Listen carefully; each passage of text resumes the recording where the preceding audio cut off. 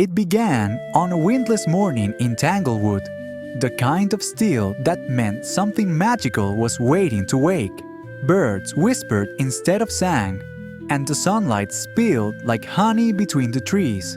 Robbie the monkey was perched upside down on a vine above the ruined rocks, poking through a crumbling satchel he'd found near the old riverbank.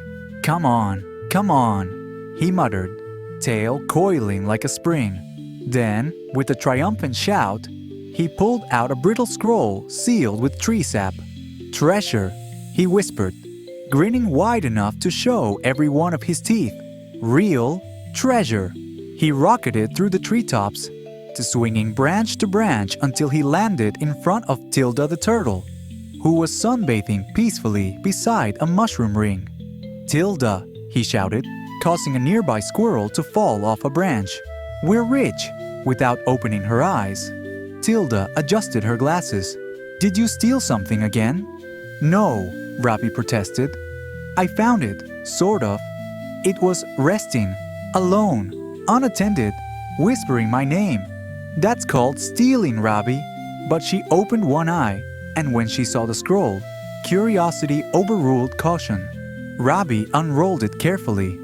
The map showed a spiral path through Tanglewood, past landmarks that no one ever dared to visit.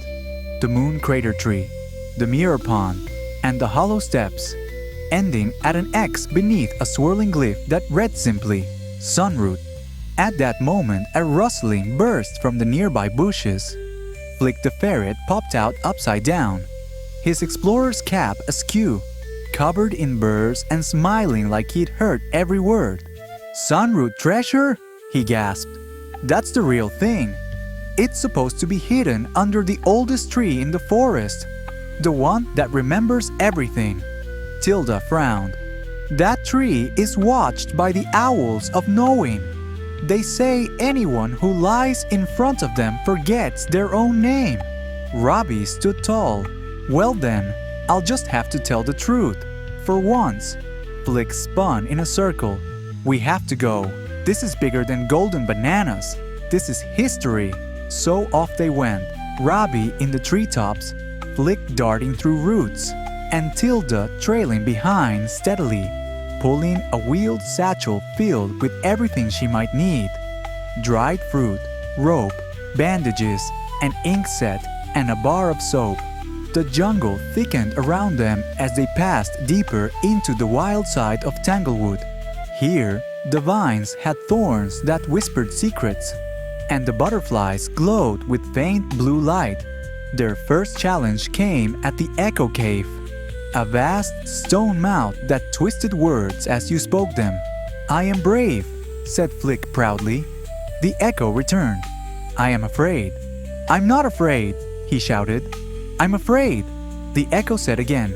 Stop listening to yourself, said Tilda. That voice isn't you. Flick blinked, took a deep breath and whispered, I believe in us.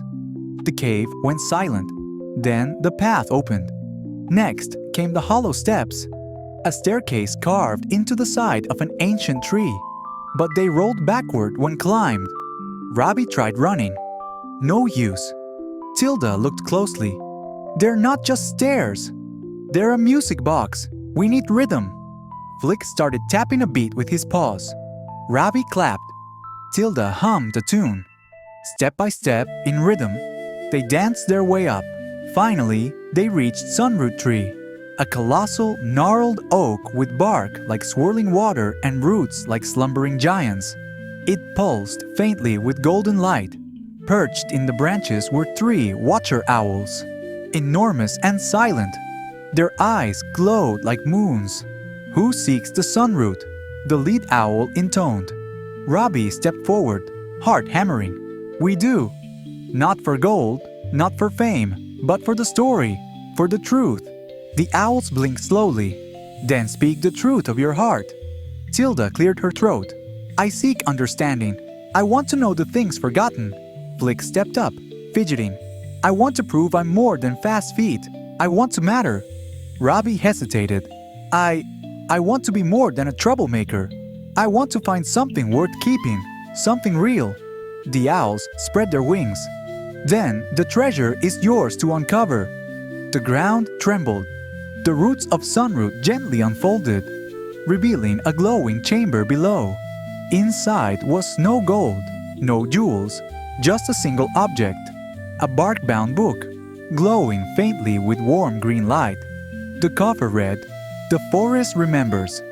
Ravi opened it. Inside were stories, written by paws, claws, talons, and hooves, tales from the animals of Tanglewood through the ages, recipes, remedies, ancient songs, lost lullabies, maps to the old moonwell, warnings of forgotten dangers, and a final message, carved into the back cover. To know is to protect. To share is to remember. Pass this on, and the forest shall always speak. They were silent for a long time. Flick finally broke it with a gasp. "We have to copy it, share it, all of it." Tilda nodded, eyes misty. "This is the real treasure." Ravi, who once hoarded shiny buttons and snack wrappers, folded the book gently in a leaf satchel. "It belongs to everyone." The owls bowed as they left. The forest seemed brighter. Back at their glade, the trio built a story circle, where animals came from all corners of Tanglewood to hear from the book. Tilda became its librarian. Flick became a guide for young adventurers. And Ravi? He still swung through trees. But now, instead of stealing satchels, he delivered scrolls. And every night, the owls watched over them, their eyes calm and full of stars. Like, subscribe, and share.